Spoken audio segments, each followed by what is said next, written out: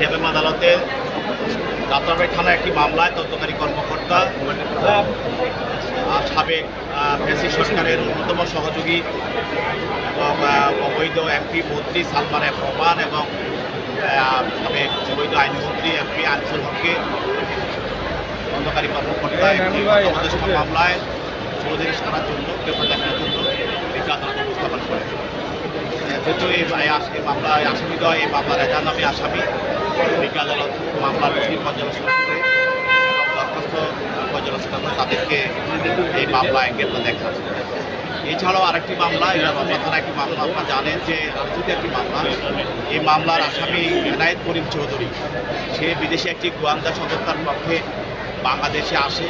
বাংলাদেশে এসে তাকে মন্ত্রী করায়, সে ঘোরাফেরা করে থাকা অবস্থায় তাকে আমাদের আইন শৃঙ্খলা বাহিনী তাকে গ্রেপ্তার করে। গ্রেপ্তার করার পর তার মোবাইলের বিভিন্ন অ্যাপস চেক করা হয়। চেক করার পর তারপর তাকে বলতে পারি সে একটি গোয়েন্দা সংস্থার পক্ষ থেকে বাংলাদেশে কাজ করছে সরকার পরিবর্তনের এবং সরকারকে উৎখাতের জন্য সে কাজ করছে।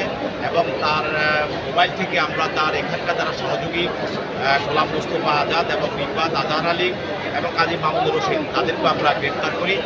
সবাইকে জিজ্ঞাসাবাদ করে যেটা আমাদের সামনে চলে আসছে, তারা সাবেক ফ্যাসিস্ট সরকারের বিভিন্ন পর্যায়ে নেতা কর্মী এবং মন্ত্রী এবং সাবেক আরও জাতীয় পার্টির আমলের কিছু মন্ত্রী এমপি এবং বিভিন্ন রাজনৈতিক নেতা কর্মীদের সঙ্গে যে যোগাযোগ করে এবং তাদেরকে বিভিন্ন অর্থের লোক দেখাচ্ছে এবং তারা এই সরকারকে উৎখাত করার জন্য একটি ছায়া সরকার গঠনের চেষ্টা করেছিল।